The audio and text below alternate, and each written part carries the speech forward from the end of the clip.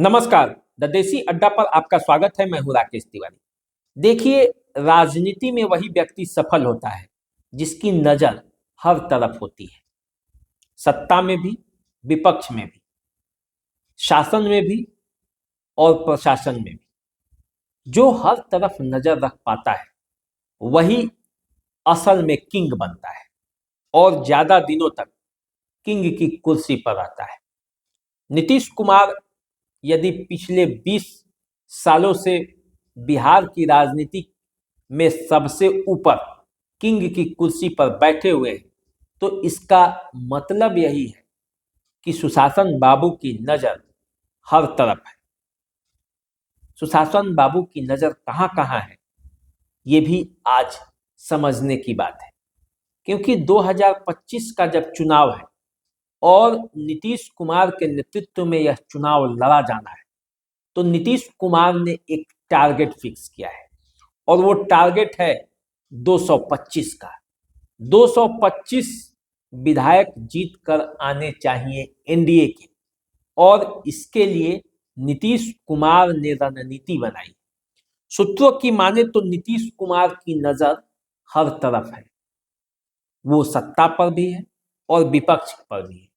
आज हम चर्चा यही कर रहे हैं कि आखिर नीतीश कुमार की नजर कहाँ है। देखिए, नीतीश कुमार की नजर आरजेडी के विधायकों पर है, उन विधायकों पर है जिसको हराया नहीं जा सकता। उस पर नजर है कि आखिर उनको हराने के लिए नीतीश कुमार को कौन कौन सा गेम करना पड़ेगा। नीतीश कुमार की नजर आरजेडी के उन विधायकों पर भी है जिसका टिकट कटने वाला है। तो नीतीश कुमार इस रिसर्च पे भी लगे हैं कि क्या जिनका आरजेडी इस बार टिकट कटने वाला है वो यदि जनता दल यूनाइटेड या बीजेपी कोटे के सीटों से चुनाव लड़ेंगे तो क्या उनका समीकरण बन सकता है, क्या वे हिट हो सकते हैं। तो आरजेडी के सभी विधायकों पर नीतीश कुमार की नजर है।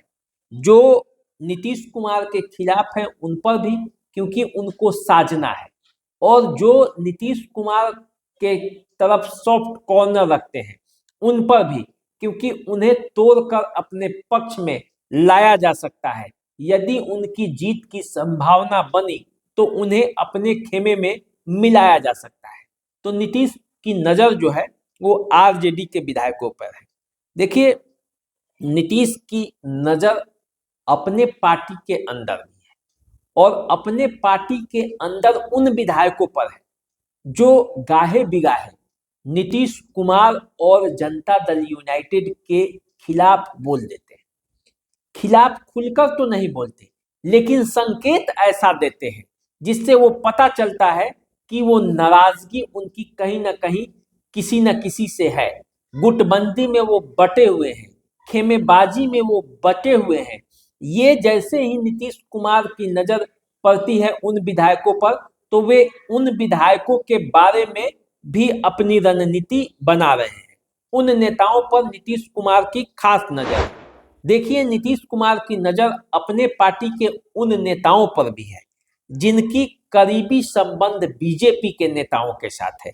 बीजेपी के नेताओं के साथ यदि आप ज्यादा घुलते मिलते हैं तो नीतीश कुमार उनके लिए एक खास रणनीति बनाकर रखते हैं और उन पर भी अपना नजर रखते हैं।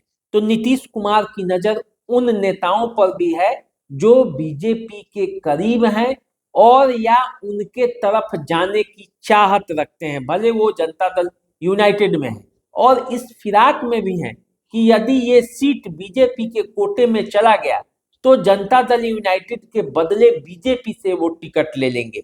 तो नीतीश कुमार उस पर भी नजर रखे हुए हैं। देखिए, नीतीश कुमार की नजर वोटरों पर भी है, खास करके अपने वोटरों पर। नीतीश कुमार अपने वोटरों को अच्छा से पहचानते हैं।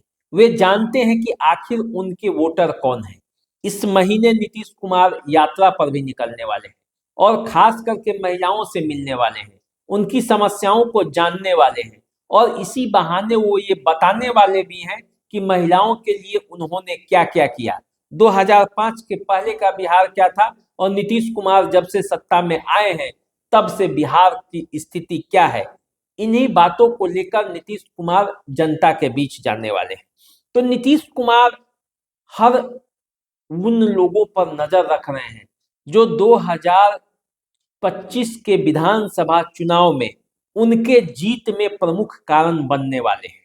तो नीतीश कुमार अपने वोटरों पर नजर रखे हैं, अपने नेताओं पर नजर रखे हैं, विपक्ष के नेताओं पर रखे हैं और बीजेपी के भी नेताओं पर रखे हैं कि आखिर कहीं ऐसा ना हो कि जो गेम 2020 के चुनाव में नीतीश कुमार के साथ हुआ था वो गेम फिर से ना हो जाए।